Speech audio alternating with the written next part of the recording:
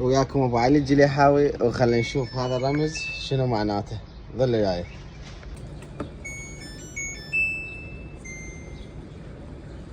اختاريت بس تنشيفاني او باثناء الغسل الغسالة تطلع لي هذا الرمز. عدة احتمالات لهذا الرمز. الاحتمال الاول هو هذا الحساس مال الاهتزاز.